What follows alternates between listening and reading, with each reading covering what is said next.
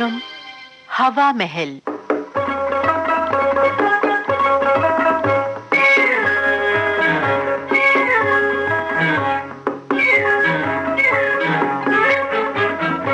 आइए हवा महल में आज सुनते हैं अशोक कुमार घोष का लिखा प्रहसन खाएं तो खाएं कहाँ।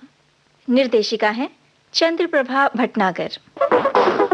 नहीं सुनना। मेरी बात तो सुन मैंने कहा ना नहीं सुनना है। आप मेरी कोई बात नहीं सुनते। मैंने बिल्कुल नहीं। अब मैं उन लोगों से कोई रिश्ता नहीं रखूंगा, इतना समझ लो अरुणा। अब ऐसी भी कौन सी बात हो गई जो आप इतना गुस्सा दिखा रहे हैं? पता है उनकी इतनी तरफदारी क्यों की जा रही है। तुम्हारी रिश्तेदारी में आते हैं ना, इसीलिए। बड़े कामों में हमेशा कुछ कमियां गलतियां रही जाती हैं। और क्या मैं अंदर आ सकता हूँ? शैतान का नाम लो, हाजिर। नमस्ते जीजा जी। नमस्ते। जब आप अंदर पधार ही चुके हैं धर्म जी, तो पूछने की क्या जरूरत है? लगता है इनका पहले से ही मूड ऑफ है। अरे धर्मू भैया, आराम से बैठो। मैं ये पूछता हूँ धर्म जी, कोई बड़ा काम किस तरह किया जाना चाहिए? अगर नहीं जानते हो तो पूछने में, सलाह मशविरा करने में कोई छोटे हो जाते तुम। ठीक है जीजा जी, भविष्य में हर बड़े काम से पहले आपसे पूछ लिया करूंगा। आप तो खुश है ना? चुप रहे। धर्मू भैया, ये बताइए आज कैसे आना हुआ? वो दीदी, मैं तो खास तौर से ये पूछने आया हूँ कि उस दिन आप लोगों ने ढंग से भोजन किया था कि नहीं। जीजा जी, आपसे तो उस दिन मुलाकात ही नहीं हो पाई। मुलाकात ही नहीं हो पाई? मुलाकात होती कैसे? मैंने तो सुना कि आप कहीं वहां मुंह छिपाए बैठी हुए। कितनी बद इंतजामी थी उस दिन की, पूछो मत। अरे ये आप कैसी बातें कर रहे हैं जीजा जी? उस दौरान आपसे मुलाकात नहीं हुई तो आपने उसका ये मतलब लगा लिया कि मैं मुंह छिपाए बैठा था। मैं तो यही कहूंगा। आप ये बताइए कि आपने कोई ऐसा सज्जन आदमी देखा है जो दावत के बाद लोगों के घर जा जाकर पता करे, पूछे कि भोजन ठीक से किया था कि नहीं? अरे छोड़ो, बड़े काम में गड़बड़ी को छिपाने के लिए आदमी भलमन साहब का जामा पहन के घूमता है। अब देखिए जीजा जी, आप बेसिर पैर की बात कर रहे हैं। मैं जा रहा हूँ दीदी, मैं नहीं आऊंगा। भैया चला गया।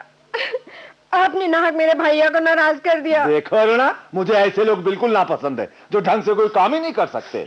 बादशाह, बड़े गर्म हो रहे हो। हैं? दोनों चुप हो, मामला क्या है भाई?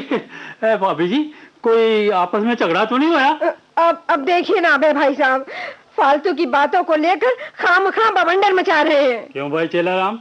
ये श्रीमती जी कुछ समझते तो है नहीं। अब है बात बहुत बड़ी है। बात कुछ भी नहीं है, ये बात का बतंगड़ बना रहे हैं। वो कोई तो बताओ, बात क्या है? मैं बताती हूँ। मैं बता रहा हूँ। अरे भाई एक जना बोलो। ऐसा है अब है, नरसों श्रीमती जी के रिश्तेदार धर्म जी के यहाँ शादी की दावत थी। अच्छा। उसी में सारी गड़बड़ी हुई है। वहाँ पर मॉडर्न तर्ज पर बुफे का इंतजाम था। अच्छा। बुफे यानी गिद्ध भोज। मुश्किल से 50 लोगों के खड़े होकर खाने की जगह और 150 से ऊपर एक साथ पिल पड़े। जानते हो मेरे साथ क्या हुआ?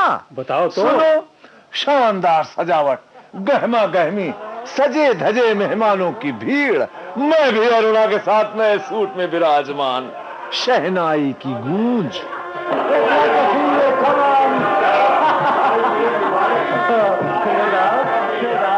अरे बड़ी भीड़ भाड़ है। दूल्हा दुल्हन भी स्टेज पर आ गए। बहुत सुंदर लग रही दुल्हन। अरुणा, अभी तक भोजन शुरू नहीं हुआ। आपको तो सिर्फ भोजन की चिंता है। अरे जरा पहले जान पहचान वालों से मिल बोल तो लीजिए। देखो, खाने में देर करोगी तो जूठी प्लेटें और खाली डोंगों के ही दर्शन होंगे। चम्मच नजर, रसगुल्ले गायब। चुन्नू मुन्नू, उस बेस पर पहुंचो, जगह नहीं मिलेगी। अरे जल्दी आओ, नहीं तो जगह नहीं मिलेगी। मेरे लिए भी प्लेट लेना भैया, बड़ी भीड़ है। खाएं तो खाएं कहाँ? आप खड़े खड़े फिलासफी न बघारिए, प्लेट उठाइए और आप भी लपक लीजिए। भूखे रह गए तो मैं घर जाकर खाना नहीं पकाऊंगी, कह देती हूँ। और सुनिए, मैं उस तरफ लेडीज में जगह देंगे प्लीज। भाई साहब, आप बीच में क्यों खड़े हैं? उधर चले जाइए ना। हलवा पकड़ो, मैं दही बड़े लेके आता हूँ। दही बड़े? किधर है दही बड़े? अरे अभी तक आपने सिर्फ पूरी और चटनी ही ली। आप भी बस कमाल की बात। अरे खाए तो खाए कहाँ? मेजों के चारों ओर तो घेरा बंदी है, वहाँ तक पहुँचू कैसे? लोग वहाँ से हटे तब ना। आइए आइए, आप इधर आइए मेरे साथ। कहाँ ले जा रही हो? यहाँ आइए। अरे यहाँ से लीजिए, जो लेना हो आपको, हाथ बढ़ाइए। माफ कीजिएगा देवी जी, जरा मैं सब्जी ले लूं। तो लीजिए ना, रोकता कौन है? अजीब बदतमीज लोग हैं। एक्सक्यूज मी, मैं जरा और चटनी ले लूं? पहले रसगुल्ले खाइए ना उधर जाकर। अम्मा अजीब लोग हैं। अम्मा हटिए भाई, अम्मा चटनी तो लेने दीजिए। अरे रीना, अरे यहाँ है चटनी, आप ले लो। ला 4 चम्मच भरकर देना। भाई साहब, आप जरा थोड़ी जगह देंगे? मैं सबको जगह देता रहूं तो फिर खाऊं तो खाऊं कहाँ? भाई साहब जरा सरकिए तो इधर को। ओ बड़ी मुश्किल है। बहुत बढ़िया चटनी बनी है। ए, थोड़ी और दो ना। हाँ, ये लो। अरे पूरा डोंगा ले लो। ला। अरे ये आदमी तो यहाँ से हट ही नहीं रहा है। अरे चटनी गिर गई है। वो भाई साहब, वो आपके कोट पे वो चटनी का डोंगा। मेरे कोट का सत्यानाश कर दिया। Really sorry, I am very sorry madam. ऐसे ही डिनर में तो मजा आता है। अरे क्या कर रहे हैं भाई साहब, चीटी क्यों उड़ा रहे हैं? उधर पानी का इंतजाम है, वहाँ जाके धो लीजिए अपना कोट। हमें तो खाने दीजिए। ओहो, टला तो यहाँ से। बेचारे का कोट खराब हो गया, ड्राई क्लीनिंग करवानी पड़ेगी उससे।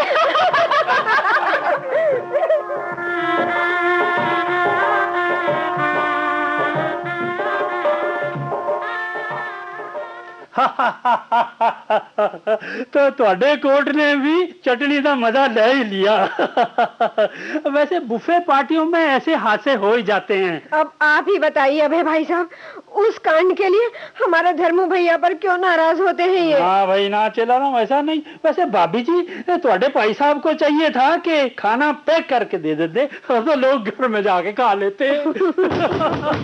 कौन है? आया भाई आया। ओ जरा सबर कर भाई। आप धर्म जी, फिर कौन सा रहमो करम करने चले आए आज? जीजा जी, मैं बहुत परेशानी में पड़ गया हूँ। बैठो बैठो, आराम से बैठो। जीजा जी, आपने एक दिन कहा था ना कि भविष्य में कोई बड़ा काम हो तो आपसे सलाह मशवरा कर लिया करूं। इतनी जल्दी बड़ा काम भी निकल आया धर्म जी? अरे अभी तो मेरा कोट ड्राई क्लीन होके नहीं आया जी। अरुणा, अरे तुम्हारे धर्मू भैया हैं। आती हूँ। इनके लिए ठंडा पानी लेते आना। अच्छा। हाँ तो धर्म जी, अब बताइए क्या परेशानी है? पहले तो मैं आपसे माफी मांग लूं। मैंने सुना उस दिन किसी ने आप पर चटनी गिरा दी थी। उसके लिए मैं बहुत शर्मिंदा हूँ। अरे जाने दीजिए उस बात को। भैया पानी। हाँ लाओ। आराम से पियो, और आराम से। लाऊं भैया? नहीं, बस शायद बाद में जरूरत पड़े। धर्मू जी, आज कुछ सहमे हुए लग रहे, बात क्या है? जी जीजा जी, बात ये है, मतलब फिलहाल बाहर चाय की दुकान में एक आदमी को बिठा कर आया हूँ। अरे क्यों? तुम्हारे साथ आए हैं तो यहाँ बुला लो, मैं बुलाती हूँ। नहीं दीदी, तुम अभी ना बुलाना। पहले वो बुफे वाली दावत वाली मामला साफ हो जाए ना। अब ये आदमी मुझे धमका रहा है जीजा जी, कह रहा है बुफे दावत की वजह से उसकी दुर्दशा हुई, उसे मुआवजा चाहिए। ए धर्मू जी, आखिर बात क्या है? बात दरअसल ये है जीजा जी, उस दिन सारे मेहमान एक साथ बुफे डिनर में मिल पड़े, अब जगह कम पड़ गई। अरे भैया, तो तुम्हें बिठाकर खिलाना चाहिए था। मेज कुर्सी का इंतजाम अगर नहीं हो सकता था तो अपनी ये जमीन तो कहीं नहीं गई थी। बस यही तो गलती हो गई मुझसे। ये सुनो जी, एक बात बताओ। हाँ। इस आदमी का उस तुम्हारी बफे पार्टी से क्या सरोकार? अब आप तो जानते ही हैं जीजा जी, भीड़ भाड़ के माहौल में कुछ न कुछ धक्का मुक्की तो हो ही जाती है। हाँ, सो तो है। चटनी कोट कांड का भुक्तभोगी भैया मैं खुद ही हूँ। और फिर उधर से आपने क्या कहते छुरी कांटों का भी बंदोबस्त तो किया था। वो इन्हीं छुरी कांटों की वजह से तो ये सब हुआ है।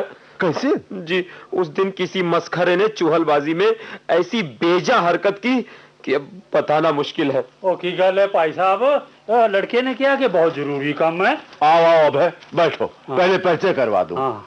आप ही हैं मेरे सालिग्राम धर्म जी।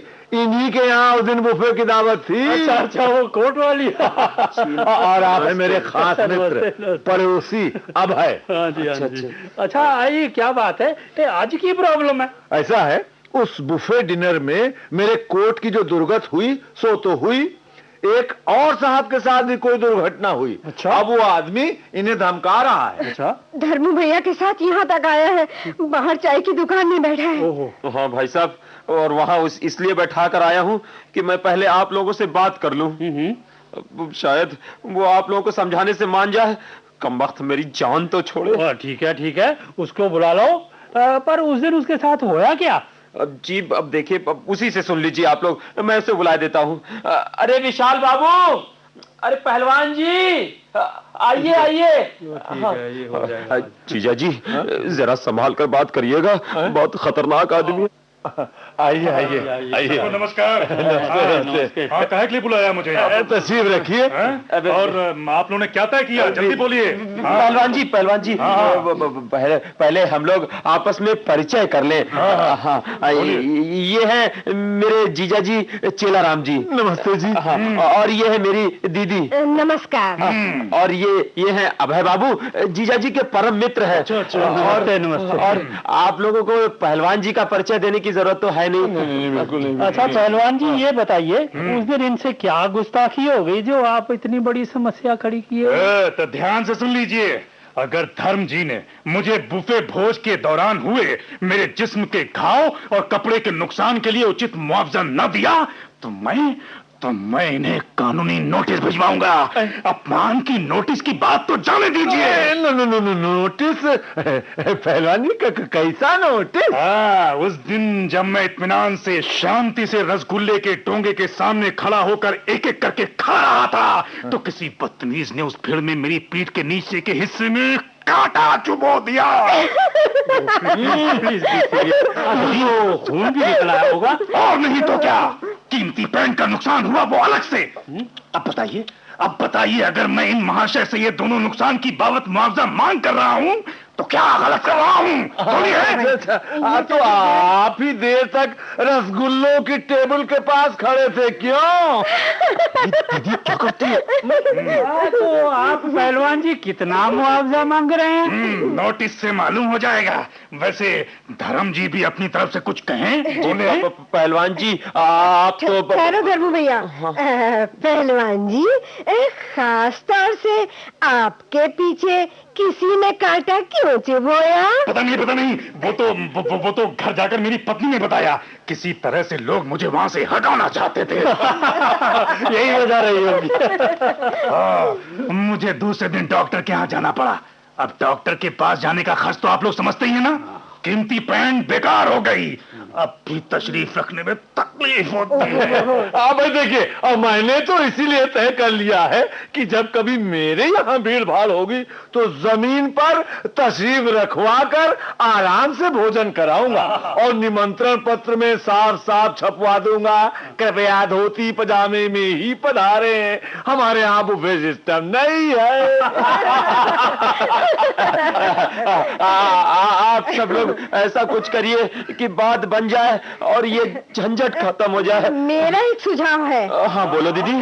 नंबर 1, तुम पहलवान जी को उसी तरह का एक पेंट बनवा दोगे। हाँ ठीक है, बिल्कुल। नंबर 2, हाँ। इनके पूरे परिवार को अपने घर पर अच्छी सी दावत दोगे। यही ठीक रहेगा। क्यों पहलवान जी? जाओ ना भाई। पहलवान जी, पहलवान जी, अरे नहीं, ये नहीं चलेगा। पहलवान जी मिल रही, दावतें मिल रही है, मान जाइए। पहलवान आप सब लोग कह रहे हैं तो ठीक है।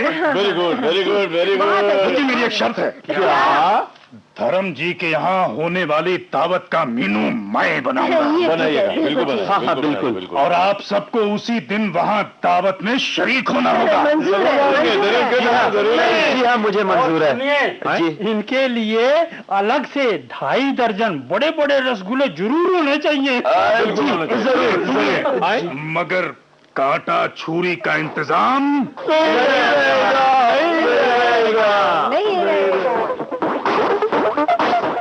खाएं तो खाएं कहाँ? अशोक कुमार घोष का लिखा ये प्रहसन अभी आप सुन रहे थे। निर्देशिका थी चंद्रप्रभा भटनागर। ये प्रहसन आकाशवाणी लखनऊ की प्रस्तुति थी। अब आज का हवा महल कार्यक्रम समाप्त होता है।